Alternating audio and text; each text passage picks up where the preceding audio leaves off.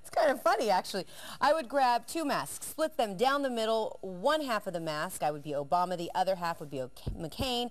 That way, the votes for me would be 50-50. Then no arguments. Hey, just thought. Happy Halloween, San Pedro. All right. Tommy Too Tight says, I would definitely dress up as Rick Garcia.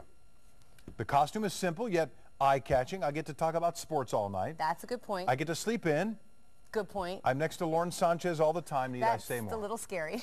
That's the scary part of the costume. Halloween. Thanks. You're so You're mean next. to me. Seriously. He wrote it, not me. I'm going to be scary this year and dress up as Flava Flav, Mike from Simi Valley. Are you going to dress up? You don't dress up. I don't usually. I did that when I was a kid. I dress up. right. I love Halloween. Oh, I want to wear my costume on the air. Your favorite holiday.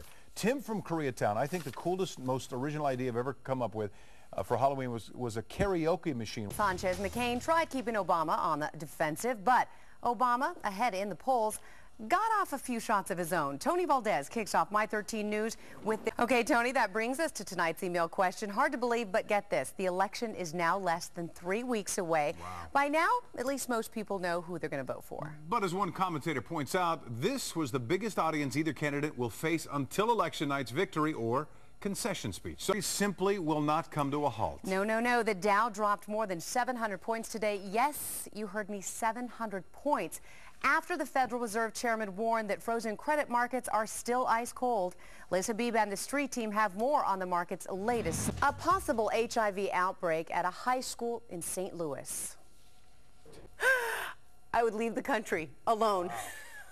Poor dad. This little piggy went to market, this little piggy went home, and this little piggy went to jail. 12-year-old girls beating the daylights out of each other, awful enough. Yeah, but get this, a mom apparently set the whole thing up and then jumped into the fight herself. Michael Brown was laughing, I must admit. And they were both able to laugh at each other, at themselves, which is good. Gotta like that. Meanwhile, back on the more serious campaign trail, the new star of the presidential race is an expert. It's My 13 News.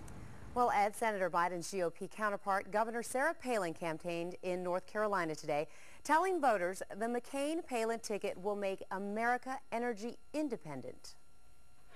That's a good point, too.